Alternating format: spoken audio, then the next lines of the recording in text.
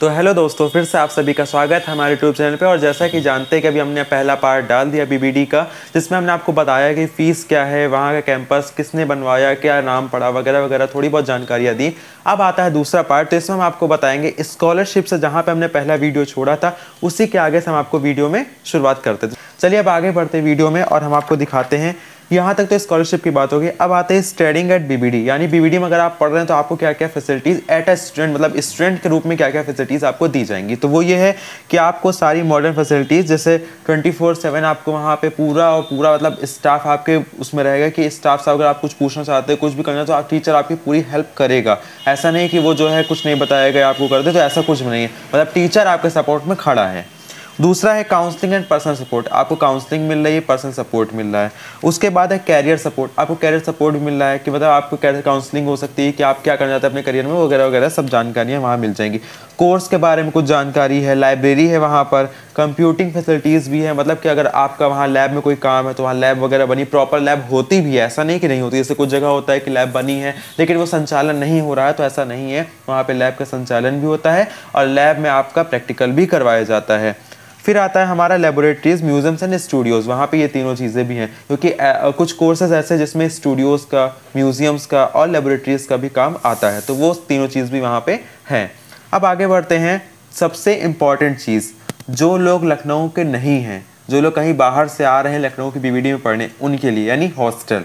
तो BBD campus का जो हॉस्टल है वो बॉयज़ के लिए कुछ इस प्रकार है। बॉयज़ के लिए 4 हॉस्टल वहाँ पे बने हैं। पहला hostel justice DP Gupta boys hostel, दूसरा है बॉयज़ हॉस्टल ब्लॉक ए, तीसरा है बॉयज़ हॉस्टल ब्लॉक बी और चौथा है बॉयज़ हॉस्टल ब्लॉक सी। ये 4 हॉस्टल वहाँ लखनऊ में बीबीडी के अंदर आपको मिल जाएंगे लड़कों के लिए। और लड़कियों का यानी सेपरेट हॉस्टल है, कंबाइंड हॉस्टल नहीं, सेपरेट हॉस्टल में गर्ल्स के लिए जो है वो श्रीमती विद्यावती देवी गर्ल्स हॉस्टल, निर्मला देवी और शीला देवी, ये 3 लड़कियों के लिए हॉस्टल वहाँ पे आपको मिल जाएंगे। अब आते हैं हॉस्टल की फ़ीस कितनी होगी। सबसे ज़रूरी बात तो ये है, तो हॉस्टल की फ़ीस कुछ इस प्रकार है। कैटेगरी 1 है सिंगल सीटर रूम, अगर आप सिंगल सीटर रूम चाहते हैं तो उसमें नॉन एसी की है 1,25,000 और एसी की है 1,90,000। फिर आते हैं कैटेगरी 2 डबल सीटर, अगर आप डबल सीटर लेना चाहते हैं, मतलब 2 बेड्स वाला लेना चाहते हैं, तो उसमें 95,000 है नॉन एसी की और 1,30,000 है एसी वाले कमरे की। कैटेगरी 3 ट्रिपल सीटर यानी 3 सीट वाला बेड जो होता है, 3 सीट वाला रूम, उसमें 80,000 नॉन एसी की है और 1,05,000 एसी वाले की है। और 1 टाइम रिफंडेबल सिक्योरिटी मनी आपको जमा करनी पड़ेगी, यानी एक समय की जो मनी होती है जो कि रिफंड नहीं करी जा सकती, वो सिक्योरिटी मनी, कॉशन मनी आपको जमा करनी होगी, जो कि है नॉन एसी के लिए 5,000 और एसी के लिए भी 5,000 रुपये। तो ये था हॉस्टल का ब्यौरा जो कि हमने आपको बताया। अब आते हैं हम लोग की बीबीडी में अगर आप एडमिशन ले रहे हैं तो वहाँ पे कुछ एक्टिविटीज़ वगैरह भी होती होंगी, तो वो एक्टिविटीज़ क्या है चलिए आपको वो बताते हैं। NSS नेशनल सर्विस स्कीम, ये वहाँ पर एक आपको काम मिल जाता है यूनिवर्सिटी में। अगर आप कोई भी ऐसे एक्टिविटीज़ में आपको हिस्सा लेने में बहुत इंटरेस्ट है कि आपको अच्छा लगता है, तो वहाँ पे NSS है, NCC नेशनल कैडेट कोर्स जानते ही हुए, और बीबीडी का FM यानी बीबीडी का FM स्टेशन भी वहीं पे बना हुआ। वहाँ पे आप अगर आपको FM में इंटरेस्ट है तो उसमें भी आप एज अ जॉकी काम कर सकते हैं, रेडियो जॉकी। और उसके लिए आपको वहाँ पे मतलब मैम लोग होंगे, सर होंगे, उनसे आप बात करिए, अपने टैलेंट दिखाइए, तो आपको वो वहाँ पे बताएंगे कैसे क्या होता है। उसके बाद आता है हमारा कैरियर सपोर्ट एट बीबीडी, यानी करियर सपोर्ट जो हमारा बीबीडी में मिलेगा। तो आपको बता दें कि बीबीडी में कई बच्चे मुझसे पूछते हैं, कई लोगों ने कमेंट किया था यूट्यूब पे मेरे वीडियो पे कि आप ये बताइए कि वहाँ पर कंपनीज आती हैं कि नहीं आती हैं, प्लेसमेंट्स होता है कि नहीं होता। तो आपको बता दें कि प्लेसमेंट होता है, अच्छा होता है। अब वो आपके ऊपर डिपेंड करता है कि आपका स्टेटस क्या है, मतलब अगर आप कितने अच्छे हैं तो कंपनी उतनी अच्छी आपको मिलेगी, उतना अच्छा पैकेज मिलेगा। बाकी कंपनी आती, कौन कौन सी कंपनी आती है वो उसका नाम भी यहाँ पे लिखा हुआ है, वो भी मैं आपको पढ़ के बता रहा हूँ। TCS, Infosys, Wipro, Cognizant, HCL, ICICI bank, Oppo mobiles, Kotak, PhonePe, Vedantu, upgrade, HSBC, Gemini solutions और महिंद्रा बैंक। इसके साथ बहुत सारी इसमें लिखी हुई हैं, पढ़ते पढ़ते वीडियो ही ख़त्म हो जाएगा, लेकिन बहुत सी कंपनियां आती हैं वहाँ पे।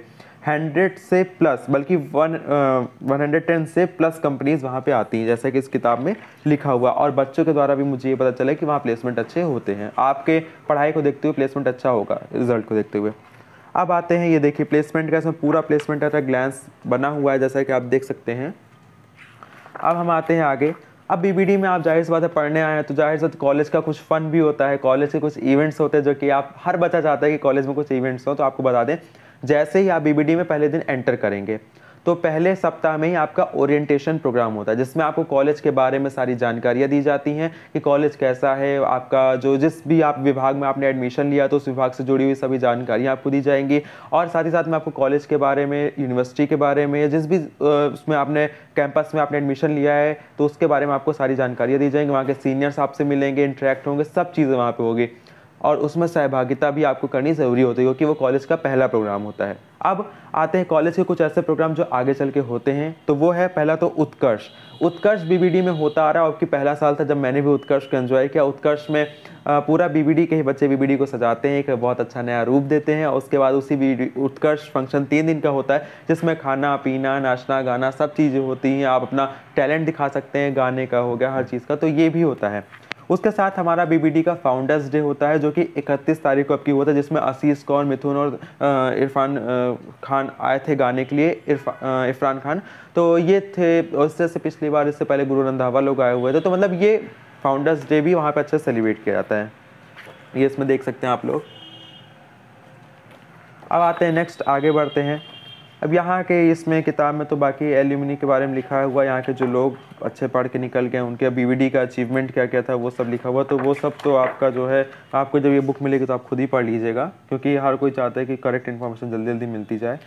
हाँ, अब आते हैं रैगिंग के ऊपर। तो देखिए, रैगिंग के लिए यहाँ पर कुछ नियम बनाए गए हैं। आपकी रैगिंग नहीं हो सकती है, कुछ नियम है यहाँ पर जो कि डिसिप्लिन में ही आपको रहना है। अगर आपके साथ कोई ऐसा करता है तो वहाँ पे एंटी रैगिंग सोसाइटी, आप उसमें जाकर कंप्लेन कर सकते हैं और बेझिझक आप अपने हेड से या टीचर से बता सकते हैं। बीबीडी का ये वाला वीडियो हम लोग यहीं पे करते हैं ख़त्म। तो ये थी बीबीडी की ये किताब जिससे हमने आपको बताया, स्टूडेंट्स इन्फॉर्मेशन बुकलेट इसका नाम है, जिससे हमने आपको बहुत सारी जानकारियाँ दी। अब आगे की जो जानकारी है वो आपको नेक्स्ट वीडियो में मिलेगी, जो कि कोर्सेज को लेकर के कौन कौन सा कोर्स बीबीडी में होता है, कौन कौन सा कोर्स ऐसा आप कुछ सोच रहे होंगे मानी नहीं होता है या होता है तो आप कैसे एडमिशन ले सकते हैं, वो नेक्स्ट वीडियो मिलेगा। तो मिलते हैं आपसे नेक्स्ट वीडियो में। इसी के साथ हमें दीजिए विदा, नमस्कार।